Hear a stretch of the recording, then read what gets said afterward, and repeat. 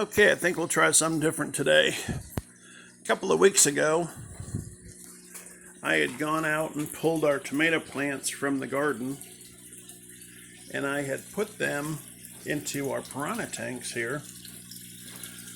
And you can see they're kind of, maybe that one's in the way.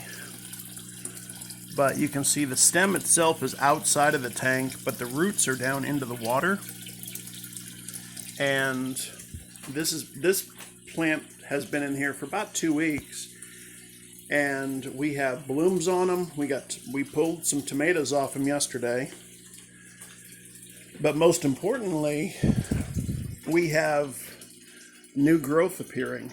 You can see the new growth just showing up. This room, because it's a Piranha tank room, will all be heated for the winter.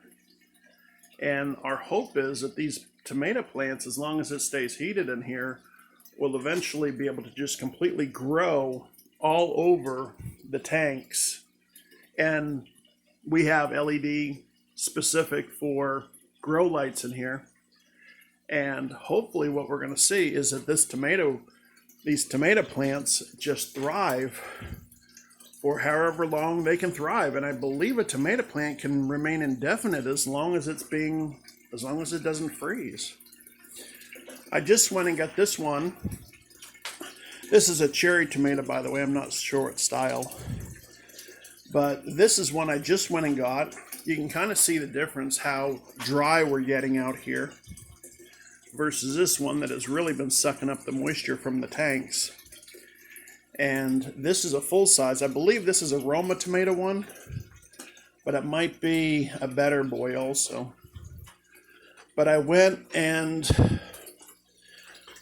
oh, sorry, I'm hooked on the lid. All right. But as you can see, we don't have the stem itself in the water, but we have the root system down into the water. You can't really give tomatoes too much water or they can die, and that's at the root, that's at the base. But if you just give them access to the water through the root systems, you're going to be fine. I do need to go in and trim some of these dead ones off.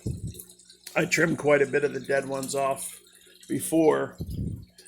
But what will happen, hopefully, is these blossoms will remain and they will not fall off.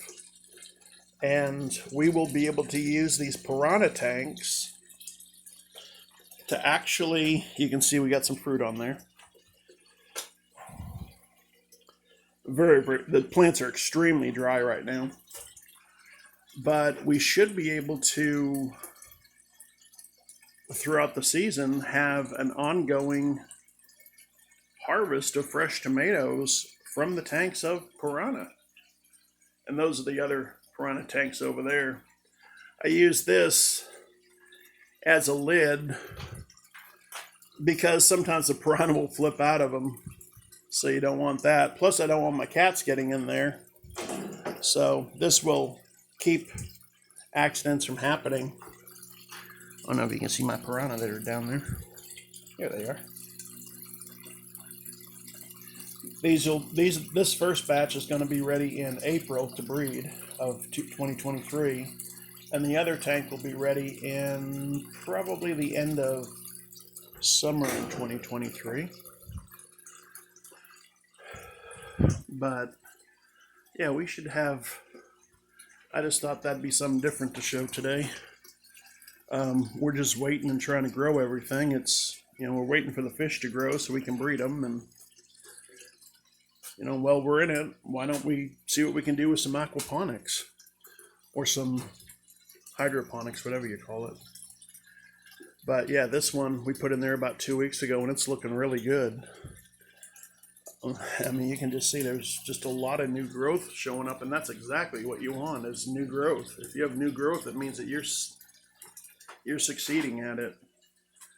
And so hopefully this other one, it's clearly much drier because it's been outside, will start to really blossom here, really plump up and look as good as this one does in the next week or so. And we'll just keep doing an ongoing with this, kind of like we did with Ziggy. And I'll do a Ziggy one later. But till next time, this is Ray with Piranha Ranch.